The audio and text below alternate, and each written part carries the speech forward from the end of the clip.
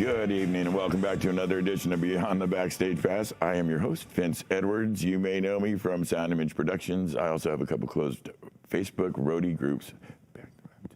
One called Death by Loadout, another one called The Backstage Pass. Come check us out. This evening, here with me is my dear good friend and co-host, Kyle Thomas. Kyle, how are you, sir? Awesome, sir. Another day, another dog biscuit, my friend. Yeah, it's a wonderful day in the neighborhood. The people have just celebrated Christmas. That's right. They came together with their families. See, it's a little tough for us because we've been so busy. We've had to pre-record some shows. Yeah. So it's been hard up to kind of keep them in order. But I think last week was Chopper Brady, right? The best. Just one of our dear friends and good friends. One of the big three choppers. Chopper Brady was on, and what a treat, man. Yeah, that guy was filled with some cool stories. Yeah, he's just a good guy, and he's a brother, and I always love getting in people's heads, and have known Chopper from the way back in the New Orleans Jazz Festival. He just holds it down, and he's the real deal, man. Yeah, that was a good show. Oh, it was so much fun. Thank you, Chopper. Yeah, and we started talking about kind of everybody going into Christmas and things being a little tough lately, just talking about everything going up in prices and it's been crazy, man. Just the cost of living going through the roof right now. So well, we see it in trucking, because we use big trucks to move things around, and we're not a trucking company, so we don't tend to own our own vehicles because screw that. We have enough maintenance doing, keeping amplifiers and big loudspeakers working, and lights. Oh God, lights. And so it's a different thing. It's to see the just stuff go up 120%, from one week to the next. Bids not being honored for a month. Order a console and they say, come back in a year, 1 year, one console company.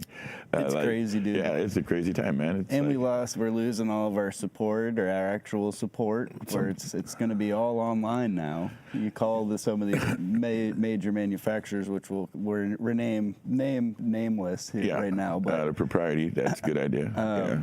It's kind of amazing. The transition is kind of baffling me right now. So what you're saying, to be really clear and articulate, is historically, if you needed a problem with, say, you had a problem with a brand new console, or its engine, or some kind of effect, or a plug, and a lot of different ways, and normal business, you could call somebody up. Is that what you're saying, like technical support? Oh, absolutely. There's a guy for every company that is usually the dude that you can call at 3 a.m. That's right. That's kind of gone to the wayside.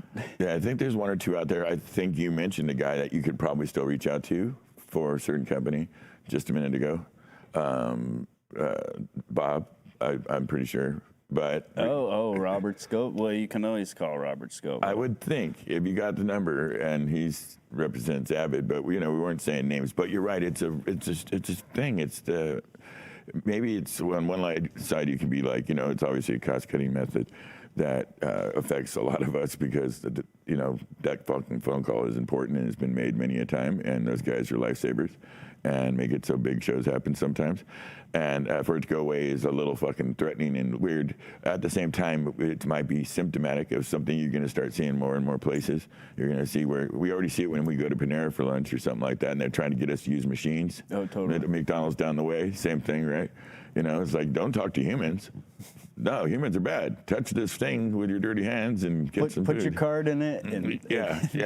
So the sooner they can program us out, because humans are the absolute weak link and the most expensive part of an expense chain. This is actually the truth in almost all business.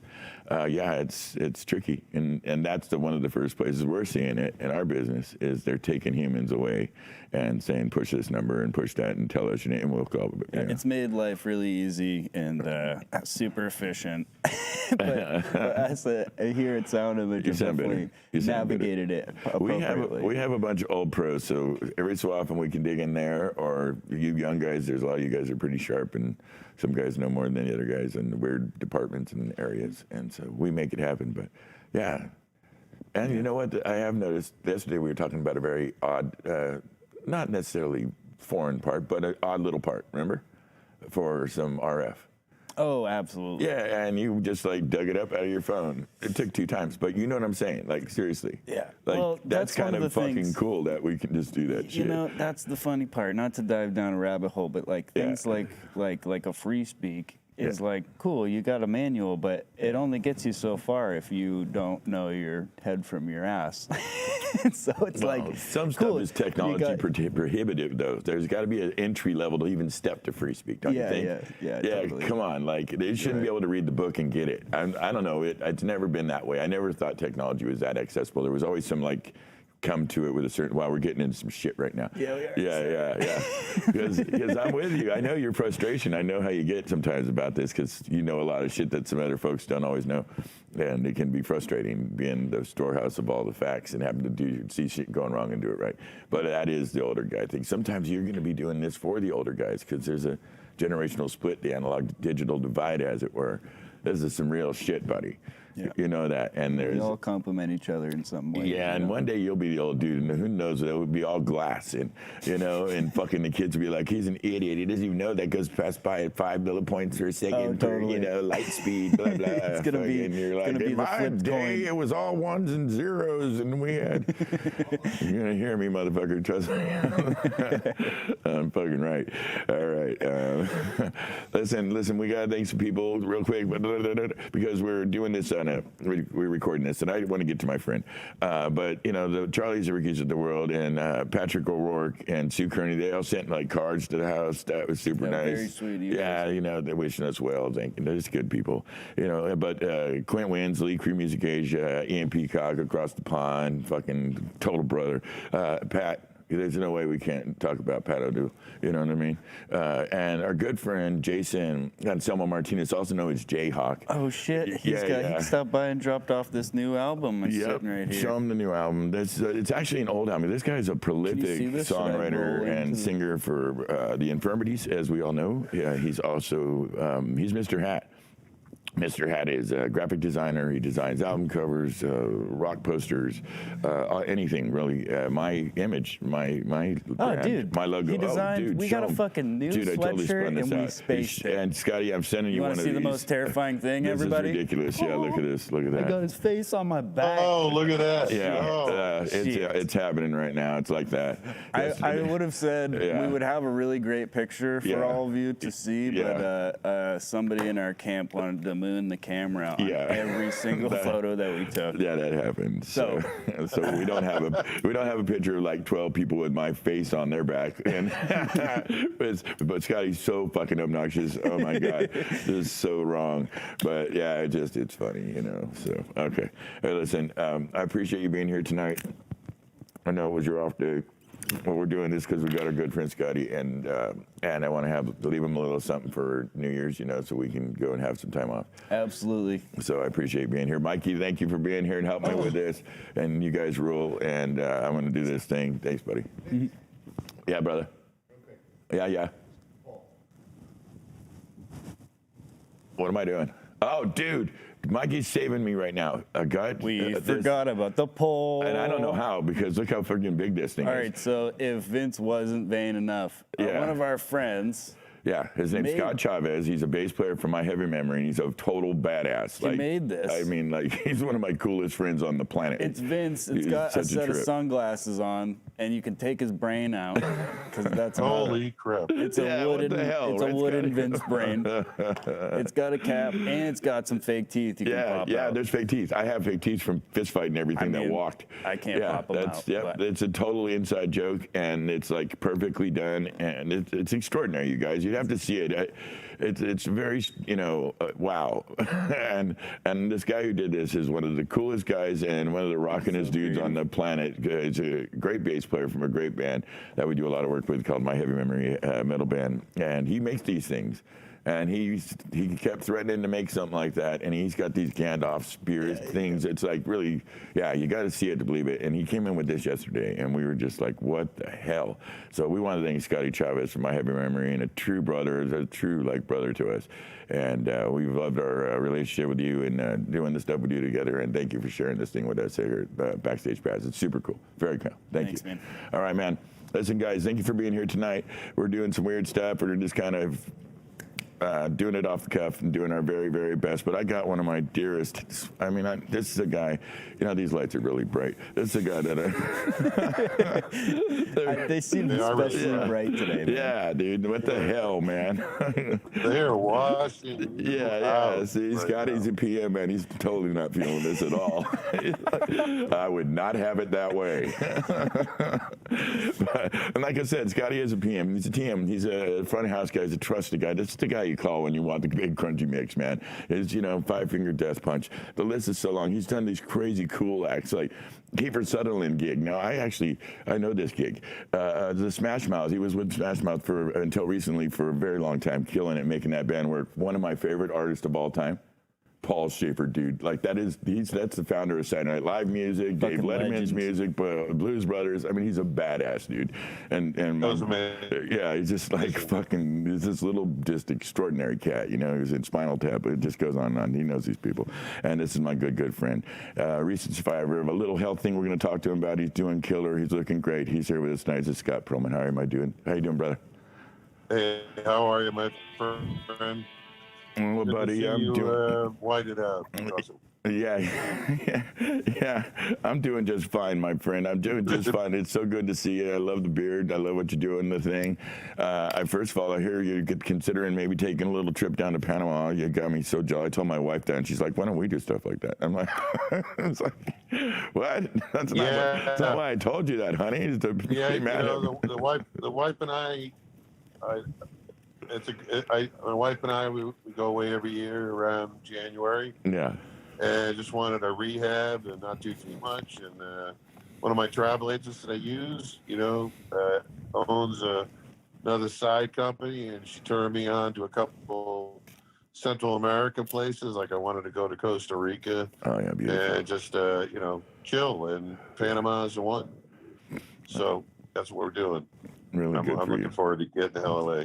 Oh, feet up, sun, and tropical air, and it's just goddamn, it's a little bit of paradise. Like I said, we said there's some caveats to going there, and you're going to take your precautions. But once you get there, it's beautiful if you stay out of trouble, because they'll have your ass. But moving on. Listen, well, you never know. I'll be drinking some coffee. I'll be drinking some of the coffee that's down there. I know that. Oh yeah, don't they make it? They come pretty strong and pretty. Yeah. They bring out the strong shit down. Oh there. yeah. Mm-hmm. Yeah, they're not playing. Yeah, the diaper's strong. So. Yeah, exactly, exactly. Let me, buddy. I gotta ask you. I know you started doing this. It was about 80 in the late 80s. It's kind of when you started mixing around in this world. Yep. What got you into the game? Yep. How did we get Scotty Pearlman in the game? Because I'm one of your biggest fans, and I followed your history, but I don't actually know this story. Well, the two things were in sixth grade. Believe it or not, I had this teacher named Miss Livingston, and it was like a seventh grade thing maybe. That it was music appreciation. We all signed up for it because we all thought that it was a place to fall asleep or after you got out of the the backyard for a while. And I found it amazing because she was talking about Sergeant Pepper, Fifth of Beethoven, and telling us how things are recorded and what you listen for, which I think is missing. You listen to a body of work, and it just turned me on that early. And then a couple of years later, freshman high school, maybe, one of the first albums I ever got in my life was Foghat. And Foghat Live. Very cool. And I couldn't stop, looking inside the album cover and Roger Earl with his aviator glasses. They were in front of rock and roll 60,000 people. Yeah. And great album too. Just one of the better live albums of its time. And and I was hooked. And you fast forward, that in my yearbook after that. Said, what do you want to be? Recording engineer. Well, really a large time, but I didn't know at the time that was what, I didn't want to hear drop downs back in '83 for 15 hours. Yeah. So I took it all, and I came home and I started mixing, some local Boston bands, and that's how it worked. Yeah. It was a blessing. And then I ended up environment. That my first tour. Yes. Boston in the day was everybody was Yeah, great place. everybody was there.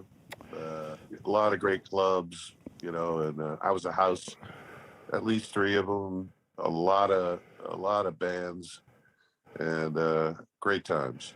Yeah, Boston's one of the And, for me one of the very best lucky, cities for many you know. ways. There's many stuff about it that's like super sketchy and super fun all at the same time. You just gotta, Yep. you know how to step in that town proper, like, and it can be a lot of fun. But there's some very extreme people there. Yep. Yeah, the punk rock scene in that place is You know, insane, dude. In the '80s, it was crazy. Yeah, Yep. yeah, they're super. Yep. So listen, I dug around in your I history. saw it all. Yeah, I know. Like you've been. Boston's hard to explain because it encapsulates like a lot of different musical movements happen. They've sprung up out of there and had their own flavor. And yeah, it's bitching. It's like I said, target rich environment. It's a great place for an audio guy to come up and kind of get to, hit the ground and Well, I mean, really learn the at ropes. the Rat and see the police play at the Rat Yeah, that's cool. was kind of a pretty amazing thing. And then seeing U2 open up number 4 out of 7, at the Paradise. Yeah. And the Alarm. Yeah. And then when I went into the channel and mixed everybody from Black Flag to Pussy Galore. I mixed their last show, actually. Pussy Galore's last show. I'm actually That's on the kinda cover of historic, some dude. magazine because I just Yeah. yeah. That's a big deal. Yeah. Yeah. Black Flag was on there and Pussy Galore. And As you and know, they George started, used to do some. it was kind of a crazy night. Yeah. Well, I can only imagine. I mean, fucking Pussy Galore's last show. That's like Jeez. that band was already a handful. I mean, Jesus God. And Black Flag, everyone knows. Come on, Black Flag. Oh, my my brother God. used to mix Black Flag back in the early, LA days. And Oh, okay. yeah, and wow, what a bunch of fun that must have been. I mean, exciting and weird and It was. yeah. Now the It kids. was all these bands that came in on the way up and on the way down, that you just would never see again, Yeah. or you would see for the first time, and it was just, Yeah, I feel like we're losing those clubs. We had those here in the city. One of them was Slim's, Boz Scaggs' place for 40 odd years, and oh yeah, you'd see it coming up and on the way back down. It's the best shows, and it just closed down. I don't know, 6-8 months ago, and that's just kind of happening in a little bit of a COVID wave going around the country. So we're losing all these great little kind of stepping. yes we are. Yeah, historic places that you and I love so much, but that's why we talk about it right now. Is in some ways to share those memories. A place like the Stone, and a place like the Rat, like you just said. Your history is so deep, dude. It's to mess around in your shit and to just pull stuff out and try to talk to you in a reasonable amount of time where we can capture the viewers is tricky. And so I'm selfish and I go after the ones that I know are interesting and crazy, and that I want to hear what your experiences were. You were production manager for Herbie Herbert. Was it? Excuse me. Was it Herbie Herbert? Herbie Hancock, right? Herbie Hancock. What? Herbie Hancock. Yeah. I wrote Yeah, I down mixed, Herbie. That's a Freudian slip right there because Herbie died like 2 weeks ago, if you remember, maybe 3. And I know. I saw the video from the Fillmore, and I missed it because I was busy doing something work-wise, and it was like 40 miles down the road, and I came up with this guy. That was Freudian. I'm sorry. Please tell me about Herbie Hancock, one of the most incredible pianists in the whole game. well, I'll tell you what. My friend I went to high school when I grew up in Framingham went out to LA years ago and ended up working for Herbie 22 years ago. And they needed someone to do these jazz fests and this run that was a 3-piece. And it had Vinny Cayuta, which is one of the biggest drum wet dreams I think I couldn't stop listening to him because, Vinny Cayuta. Yeah. When you think of him, and then it was James Genius, which is a top-notch bass player, and then Marcus Miller had a couple shows, that was the first time you're mixing a Pizzoli piano, which there's like 3 of them in the world. And piano, he carries 1 in the States. Right. And it was my first time, working with miking up with the Yakamichi, contact mics and This is the something that, great yeah, ribbon mics and all that, and then listening to them. You just listening to them and hearing Guadalupe Island, wow, and Watermelon Man and very cool. Rocket, but it sounded, because Herbie didn't just do acoustic; it was also all his computer stuff. It That's was right. also his, his piano, and That's we right. just did a lot of headlining jazz fests. Yeah. It was a whole take. I would take it back in a second, just to Yeah. do it. Extraordinary. He's got a team that's been with him for a long time. But yeah, it's I don't even know what to say other than the fact that when Vinny would put up his kit, he would just play around, and it was from light to very hard, and you're playing these jazz places, and it was Vinny hitting his kit. I mean, I don't know if you ever heard the story, and I if you don't have time here, I'll tell you. But how he got the audition for Frank Zappa Oh, was is one of the more classic things, and it was just a classic thing about just being Vinny. If you know him, he's a guy that has been around and been widely recorded, and Herbie obviously has too, and he loves playing with those three. yeah. He turned down the Sting tour. He turned Wow. down other stuff because he just liked to be around Herbie and James and Marcus because Yeah, they're all some of the- Buddhist. Oh, And that too. the Sure. vibe of the bus is one of the most mellow things. It was just a couple crew guys, Mhm. and staying in beautiful places, and Yeah. it was great. Yeah, that's nice. It was yeah. How do you find when it comes to, because I mentioned you're a production manager, you're a tour manager, you're front of house. There's often times when you're at work, you'll pull both. You'll be the PM and the front of house. How do you do something like that? What's the contrast or the work conflicts that come up with having to be both things? Something when you're working for an act like the Deftones, which those guys kill it. Oh, I mean, wow. well, Talk about a contrast. that was all three of me wear hats. Yeah. Yeah, I'll tell you. What the hell? I think that was, that tour was thrown in my lap about 3 or 4 days before wife was sick, and it was like 8-9 weeks of Diamond Eyes going to Europe, and at the time they were playing a handful of shows in America. Mm-hmm. So, and the crew was, all great. Juan, who's from your neck of the woods, Sacto is Juan Gonzalez is the band guy that knows those guys, way before they even hit it. Yeah. He's ace, and all the other people that were a part of that. So it was easier in a sense that you're in Europe. I think it was technology. You got your laptop that's wireless, so you could do things, and you have we're on digital, so the most I was doing was either tweaking the house, loading a file, tweaking what I had.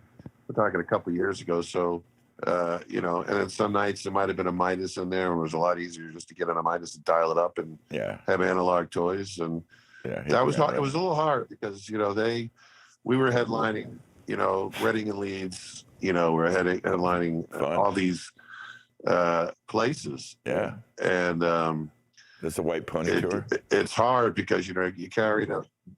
What's that? I was thinking maybe the White Pony tour because I know they killed it on that one. No, it was the Diamond Eyes. Diamond Eyes, gotcha. It was Diamond Eyes, and one of my favorite albums. So I carried 2 buses and a truck, and we had done Pukkel Pop. We were going to, and the stage collapsed. Oh, shit. So of course I sent us to Amsterdam, and every band member was very happy with me. Yes. I was able to Sure park they our were. bus at Paradiso for. Yeah. I woke him up and I was like, "Hey man, you might want to get out now because we're trying to have fun, come back Yeah. you know, for Go sound check and what some at the coffee. Paradiso. I called. There's a lovely coffee shop right Yes, there. go get some coffee. It's really good. Yeah. Right there. Yeah. Right Yeah, there. that's a big way to And win points with the so, band. you I know, can that see was that. fun. Yeah. Good. That sounds like a Oh, very solid they got up PM real move. quick. Yeah. Yeah, no, that's a thinking enough for you. Yes. That's what they It paid was you a to get very money. way to it was a good amount of money, sure. Yeah. But it was even better because I was dealing with honestly, Yeah. at all these points, you know, when you get to mix a Deftone, especially mixing whatever that way I just said it was, the Diamond Eyes, you know, it almost didn't happen. You know, we did Lollapalooza and we were headlining the Shell, you know, the permanent installation there. Yeah. It was the first show of this run after rehearsals. And it was the console, which is a profile, and the house engineer had left the console uncovered, and it was like 105 out there in Chicago. No bueno. And so what happened was, and it happened to the monitor console too. He was on a 5D, and I was on the profile. Well, first gig, and the console started speaking in tongues. So all these lights are going off, and the console crashes. But it doesn't only crash, you know, with just the console not passing audio.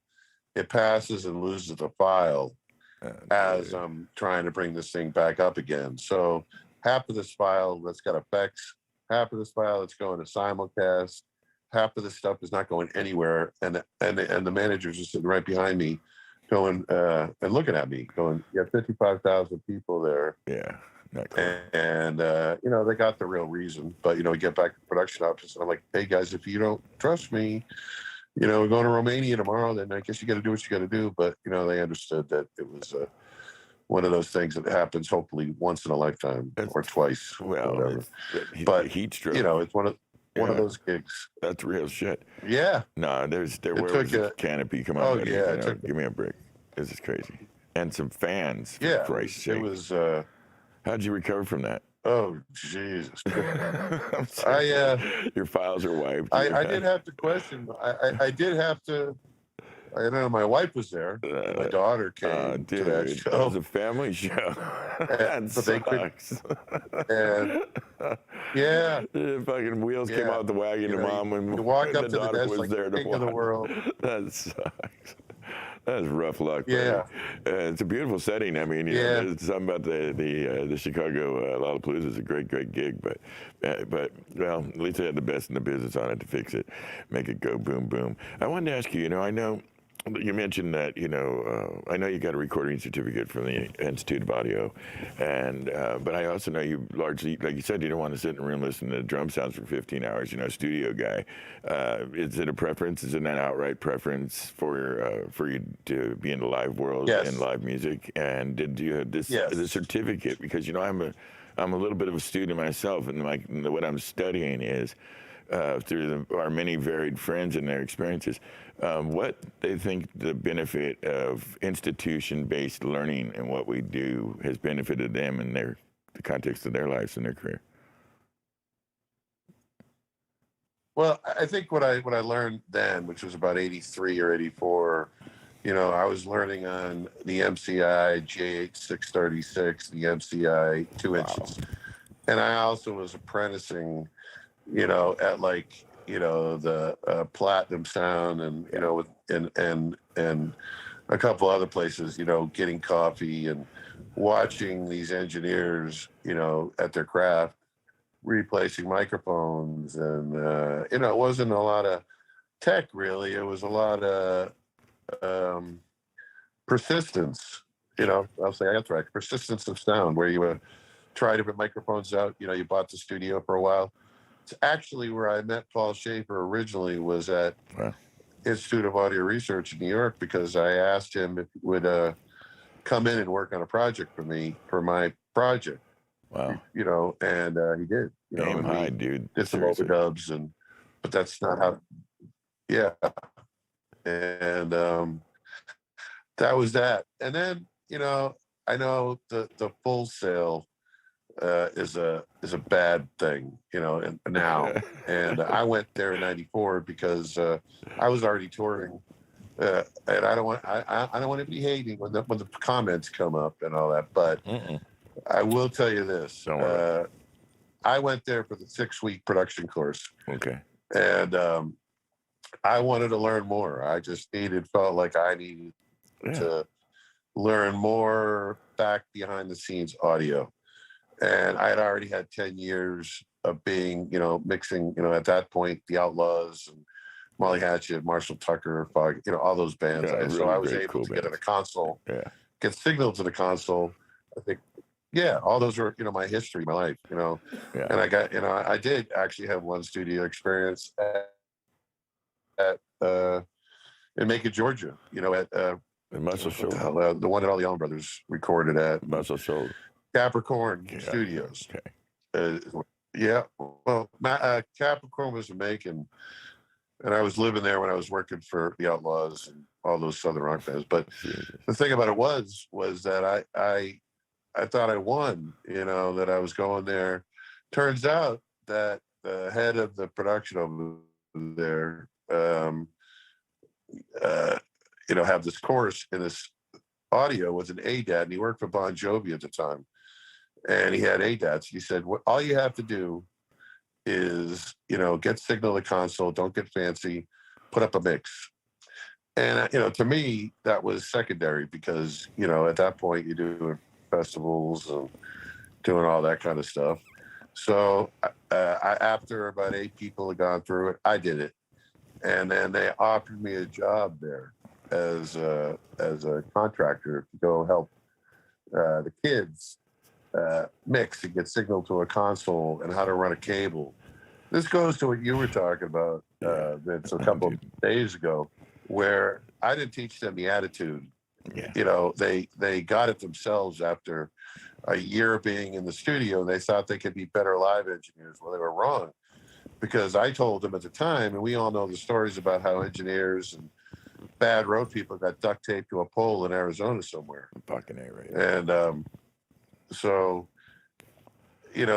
I had taught the attitude and how you listen, and none of us old guys, and I wasn't that old at the time, could care less what piece of gear, you were proficient at. Listen, learn how to learn how to string, patch the stage correctly. Right. Learn how to do all this. Place mics. And then once you get the gig, like Frank said. Yeah, place your mics, do what you do. That's right. And so anyway, long story short, well, no, you broke. It was going to be a bad idea. I was going to be talking to you, Vince, and babbling. I love it because you just jumped way forward on a question I usually ask towards the end of the show, which is, what advice would you give to the kids? And I think you just gave it, so that's perfect. We're like, jump forward on that one. Well, tell them like how you see. What they don't understand is or what we're going to help them understand is, going from some seminal shit like Molly Hatchet, like it's Molly Hatchet, man, and I don't think a lot of folks, unfortunately, look back so much anymore and have this intellectual curiosity about where music comes from and why things are the way they are now.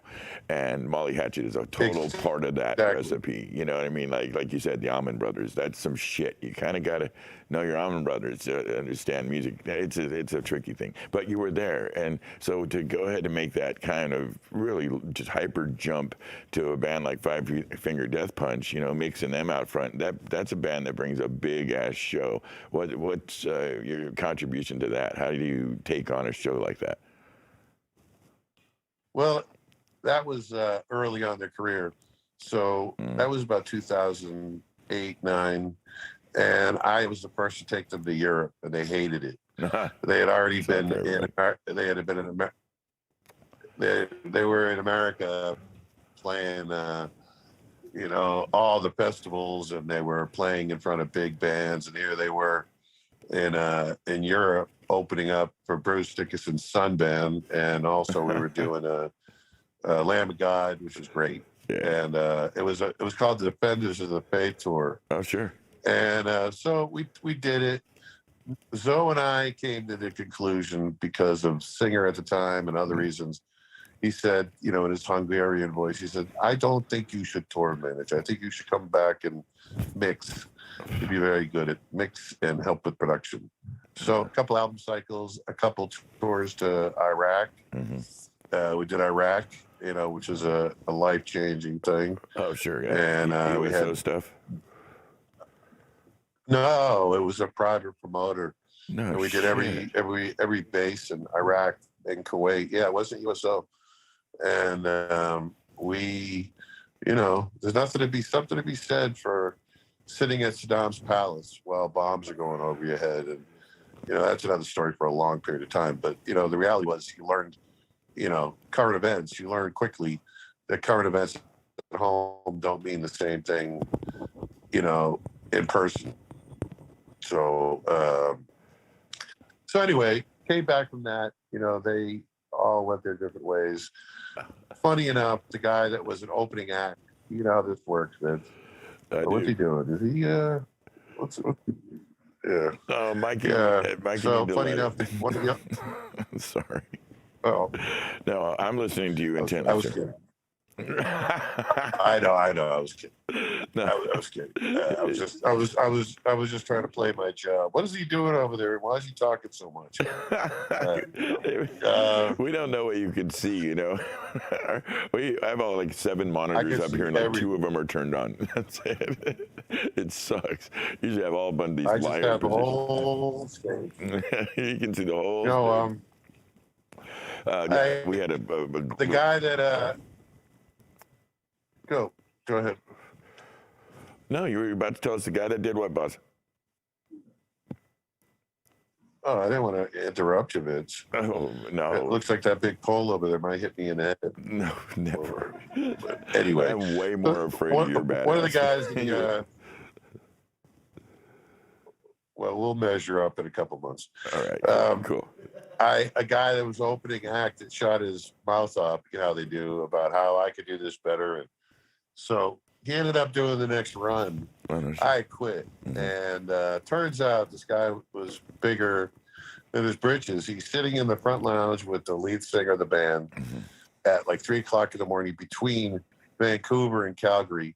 And he shoots his face off and says, "Your drummer hits like a pussy."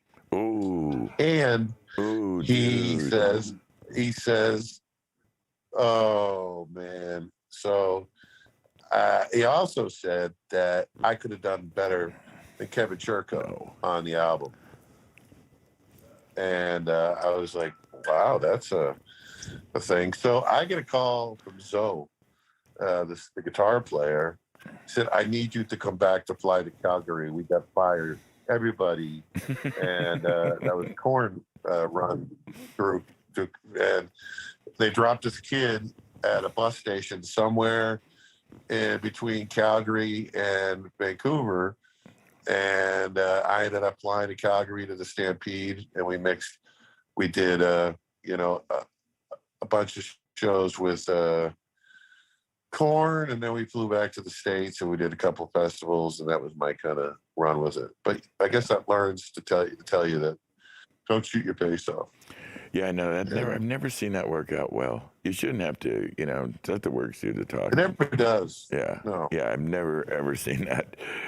You know, do you know who I am? Fucking shit, that's not gonna fly. Yeah. But we sure seen it sometimes here in our industry. You know, I was wondering about. You're sitting right now. You said you're in Indiana, over there by Kentucky. First of all, I wanted to ask you if you were okay with, you know, I know there's been a lot of hurricane activity and stuff. Is everything good out there? Yeah, we missed a line of it by a little bit. You know, what's odd is that we're getting because of the winds. They blew a lot of pictures and debris from Bowling Green and that area out to us. So a lot of farmers in their field are finding family pictures that we put on a site, because you never know if some of those people might want those, you know, pictures, if they're good or not. Wow. So that was a sidebar to that. It was a sad thing. You know? Yeah, we have the fires. I was sitting in this room where I am right now. Oh, yeah, of course you do. Yeah, I always hate seeing the fires in California, and Well, I think all when the that. ashes are all over the cars that come down here, get out of the cars, and I think, God, that's like somebody's house right there, and memories and trees, and yeah, it's rough, man. It's Yeah. a tough time, but I'm glad you're okay out there. I was wondering why Indiana. What Oh yeah. what made you land in Indiana? The girl thing, huh? And you just fell in love with the place, or you Yeah, fell in love mate. with the girl because that girl power is strong. I No, know about that. no. I was living in Nashville at the time, and we had met, and I just got up there because everybody said, "Hey, man," as you probably heard, it was 14 something years ago, 15 years ago, and he's like, "Hey, man, they want rock engineers, Yeah, and I'll help you," and yeah, blah blah blah blah blah. Ironically, the first gig I got when I was moving into my apartment was Toby Keith.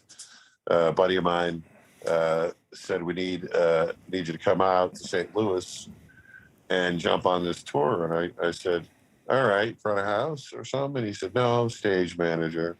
And I said, "Well, you're really above my pay grade because I was not a 14 truck stage manager." And he said, "Well, I'll help you," and that's what I did. yeah, So, excuse me. And anyway, Susie came into my life. We started splitting our time between Nashville and Indiana.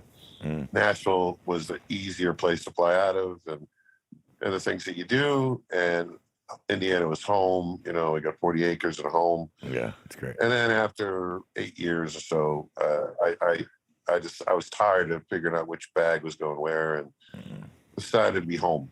So it's got some, obviously, as cellular trouble and stuff like that. But outside of that, it's quiet for right now. Yeah, yeah. So Good for you, man. And how you been feeling? 3 dogs. Yeah, and your couple kitties. I know you got the kids. Good. Yeah, that seemed like a big loving. I got the goats. Yeah. Oh yeah. Yeah, I got my daughter, and all that. Yeah. Yep. And the goats.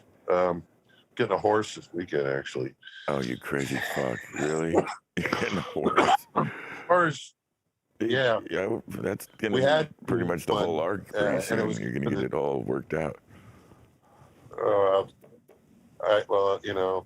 We have a donkey that's lonely. I don't know. I don't know if anybody over there wants to sign up for the job. That's awesome, dude. That is so awesome.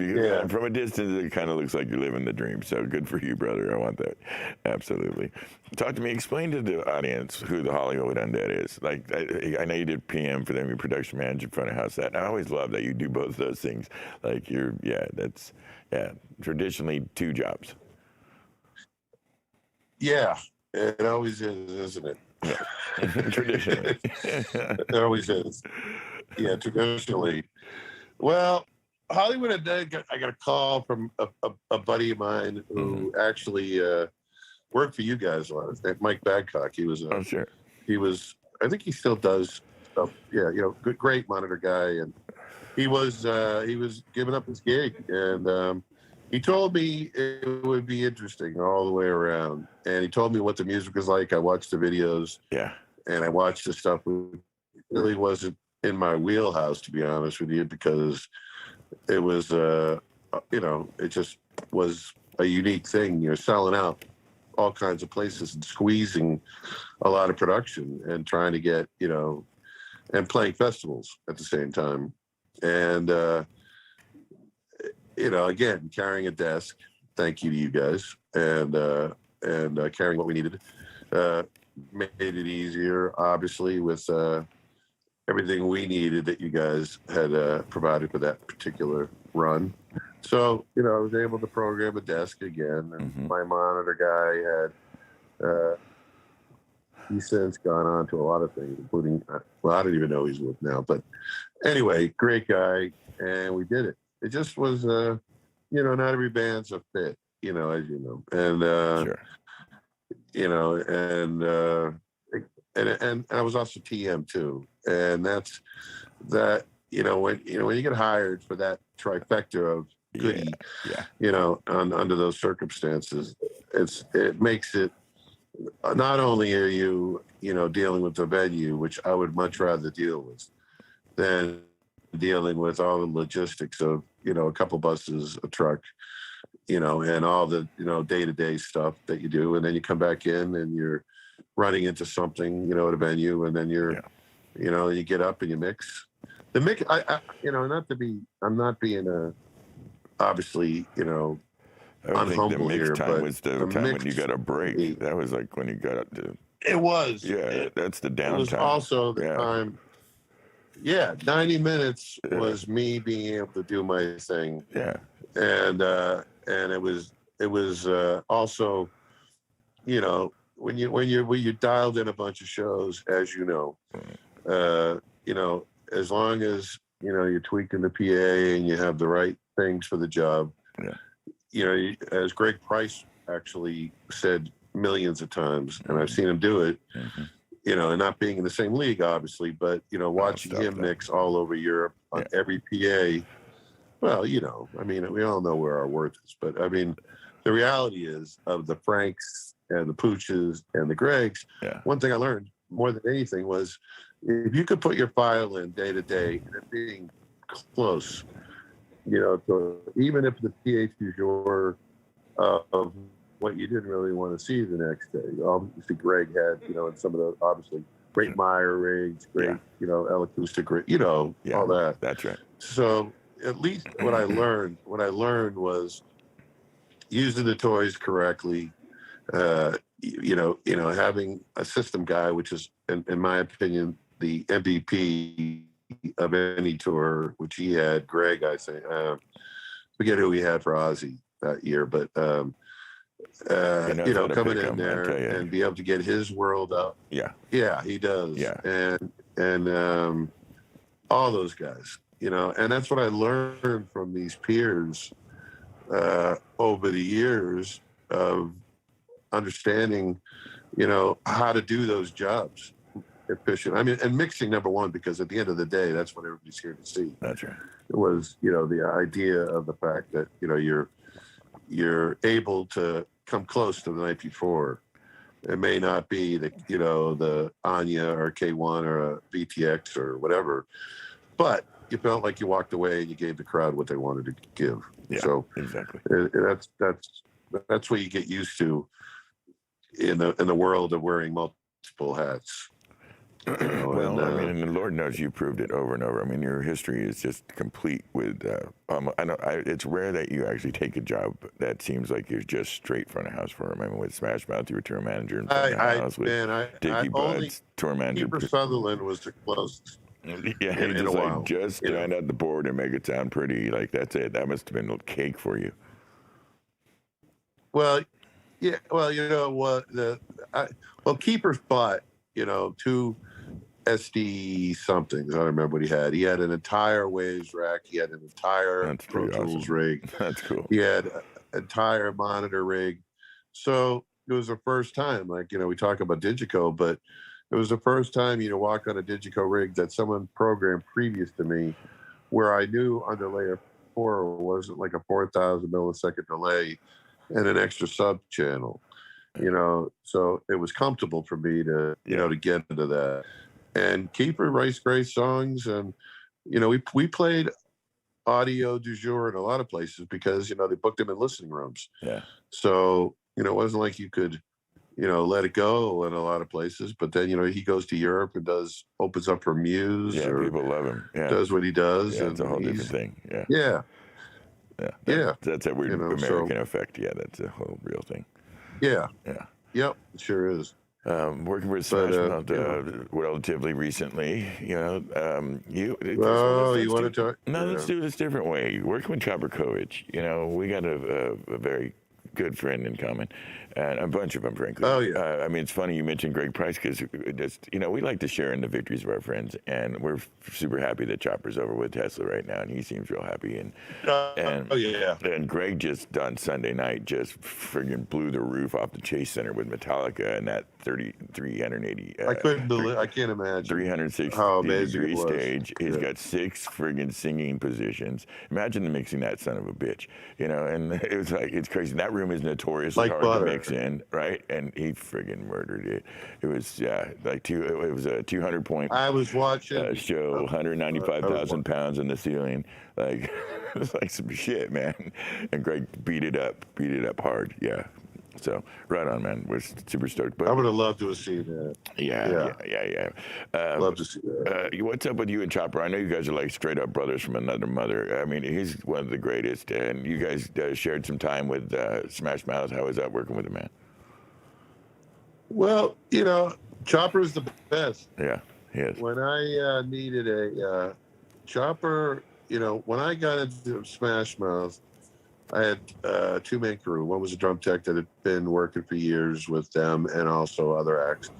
And another guy that was more, not a bad guy, but was more of a shop guy and liked to build amps.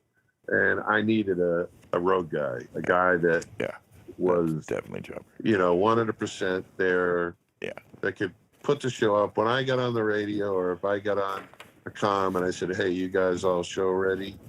And everybody said, yes, no, I'm not getting catering, or, you know, I don't have time. You know, it was Chopper. Yeah. And, you know, with a gig like that, you deal with the luck of the draw, you know, with who you get. You know, we didn't carry a monitor guy at that time, or didn't at all. So I had the files. I would dial the monitors in, and Chopper would, with his vast experience, and I mean a lot of vast experience, he'd say, hey, man, you know, what do you think about 8 seconds over here? And the biggest thing that I love doing with anybody is collaborating with somebody. There's not a dictatorship, even though I'm wearing 5 hats, and you know, we got to deal with a lunatic on. I'm sorry, not a lunatic. He's not a lunatic at all. He's a singer. But I knew what you were saying. That's all right. You can take it out of my. I'm not going to take it out. Go ahead. You don't have to take it out of my checker. But he knew, you know, and you know what it's like, Vince. I know you do. I do. That when you can walk across someone and look them in the eyes, and it doesn't have to be much, and it could be. And you look at the microphone and it's off a little bit, or hey, can you just pop here for a second? Let me just tweak this. You know. I get to the house again. Look at me. You know, I got a file that's been working forever. Got the switch to the Abbas XL, and I got all the plugins and all that stuff that I might suggest that Greg Price was a big instrument back in 2012 and get me with Gnome and those guys. So forever thankful for that. But, you know, everything got dialed in properly regardless. And I knew I had a guy out there. So Chopper, I can't say enough of. And I was so ecstatic that after I stepped away and dealing with the surgery crap, that Tesla, you know, had jumped in. He actually asked me if I wanted. And I said, dude, I can't. Obviously, you know, I'm going to be laid up for a little while, you know, and I hope we work together, you know, and I hope, you know, I just talked to him for 2 hours the other day just because that's what we do. So that's right. One of my favorite people to tour with, by far, one of the best humans that you could, you know, have on the road, just to be able to sit in the morning and have a tea with or a cup of coffee and laugh at the stuff that's around you. You know, and I miss that. You know, I think I miss that a lot. Nah, the love is real. He's one of a kind, and together you guys are fierce. I mean, what a team! That's just like super. And we don't talk mess about things here on this show, but yeah, I'm glad to see that you're taking care of your health right now, and then maybe brighter horizons coming for you in the future for sure. It's, you know, you're the man. And Chopper found his way, and that was super good, and I think he's happy. And that's just all we're going to say about that, and that's super good. Like you said, sometimes things don't fit, you know what I mean? And so I can't be more ecstatic for the way things are working out. And the future is bright for you, sir. You mentioned that someday it would feel like a threat, really. Maybe you come to town and come and hang out with us and teach us some tricks on the boards in here and kick it for, you know, do the food thing and cruise around and maybe touristy shit. Yeah, is that something that could happen one of these days? Oh, yeah. Yeah, I would like that very much. I was looking at that. I loved any opportunity to hang out with you guys, and I love being anything that's related to sound image. So I consider it a best of both worlds. Yeah, You know, yeah. there's nothing better. Yeah. So, Love it when everybody so needs it, man. I hope that, yeah, well, Yeah. that's the end of the day, what everybody's gone through for the last 2 years. You It's know, been you guys are killing crazy. it, and you guys are, well, I mean, like I said, you guys are pulling triple duty everywhere to make that shop work and Yeah. get that thing, riled like your brother. And I think that's a testament to all you guys. Yeah, no, we don't think of ourselves as bosses. He always says he's like the coach, and he just like puts people into play, and we just make things happen.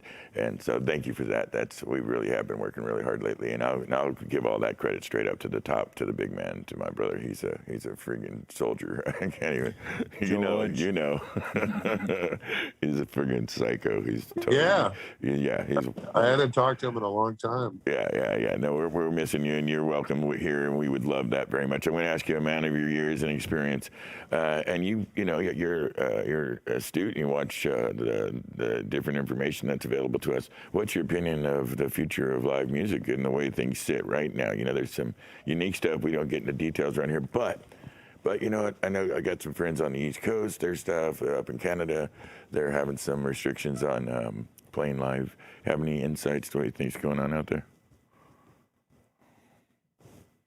Well, there are a lot of that. I think if one thing was proven, is that under the conditions that you saw a lot of our friends that did stadiums, arenas, and had a very, if we're talking about, the COVID bubble and getting people into the crowds and all that kind of stuff, it did work on a lot of occasions. And then there are the ones that try that don't get it right. Even with Smashmouth, Yeah. again, I had a COVID protocol where, I don't care what state it was in. I didn't care what their mandate was. I needed to protect my staff and the people that were backstage. Yeah. The live sound, I think, 2022 is going to be good to a lot of people. You keep on hearing better things. Talk to a lot of, people that are communicating with a lot of different people about, how you continue to maintain all of this. And I think it'd be done. I think it's an interesting question because I'm interested to know. I've been sitting around since October, Yeah. So Yeah. I'm interested, come March again, or whatever, to go out there and do your thing, So I think I know you guys don't want to have any problems. That's for sure. You'll weather the storm, and you'll show all of the amazingness that everybody does over there. So I think the live sound is alive and well for most of us. Yeah. I think for the people that don't pay attention, that don't learn from the past, and don't have staffing, like you guys do, and other people that can pull off a tour, then that's another thing that you see a for sale sign for. Yeah. But that model. The people that are doing it, the people that are really doing it, and that that show the desire and the utmost care about their craft, the sky's the limit. Thanks, man. I think. From your lips to God's ears, I hope that's true. And I will say we did close pretty strong this year. It's been a very active year for the way it started out. So we're feeling pretty grateful, and hoping to schedule the next year up really big, and to see you and your people come here and hang out with us and start talking about the future and stuff. So listen, man, I fucking appreciate you more than you could possibly know coming in. And I think we ran a little late, but you were very patient with us. I appreciate you more than you could possibly know. Thank you for coming on and sharing your experiences with the audience and just catching up with me. It's super fun for me. Pleasure's all mine. Oh, good. And please continue with doing all that good stuff that you're doing, because I want to see you 100% and, coming back out and teaching us how to do this business right, because I think what's sorely missing is the old pros killing it. And so that's my contribution to the night. Anyways, thank you for coming out, man. Love you, brother. Appreciate it. Love you too, and we'll chat soon. All right, pal. Thank you. Take care. Listen, buddy, that's one of my dear friends, he's not done a bunch. He's done most all of it. Yeah, what a fucking legend, man. And the weird thing is, I'm serious. Like, he doesn't really go to work and just like make, like, you know, like I mentioned, Greg Price. Greg's not running the whole show. He's just trying to get the mix right, you know. And he can do the whole thing like it's a trip. Like, he's legendary for this. It's you call him up when they got like a, you know, like a Smashmouth type, and put him in the field and get it done. It's an impressive thing, and I really appreciate him coming on the show. Thank you for being here tonight and sharing our little weird things. That Scott Chavez guy said is too cool. He did a great job. I'm still kind of in awe of that he did such a great job. Yeah, me too, man. It looks awesome. Yeah. We hope people had a nice Christmas and that they have a happy New Year coming up. That's right in front of us, brother. Absolutely. Yeah, so New Year, it's going to be better. Don't worry, guys. Yeah. We're somehow, you know, just keep the good positive attitude and keep moving forward. Now, we're coming back January 6th. Thursday at 7 p.m. Pacific Standard Time with the one and only Kyle Brian Churnside. He's a great guy. He kind of does what I do in a competing business. He's got it, kind of organizes and gets the shows in the world and runs. Well, crews it's not and stuff. competing. It's different. It's slightly different, but you know, a better way to explain him. But mainly, I think where mostly people would know him for him is he's one of the podcasters, one of the host to the show Signal Noise podcast. They just celebrated 500,000 likes, and I mean they're a very successful little outfit, and they're a lot of fun. And it's a sister podcast to us, and we highly support them. And that's with Chris Leonard and their good friends Michael over there. Michael Lawrence.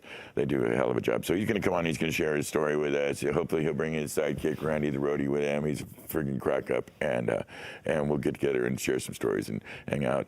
But until then, we wish you all the best. Thank you for coming in here. I thank the whole crew. Thank you guys. Thank you, Sound Image, my brother, and the one and only true love of my life, Jackie Canterbury. I am crazy in love with you, woman. Until next week, until that time, be good to yourself and kind to each other. Good night.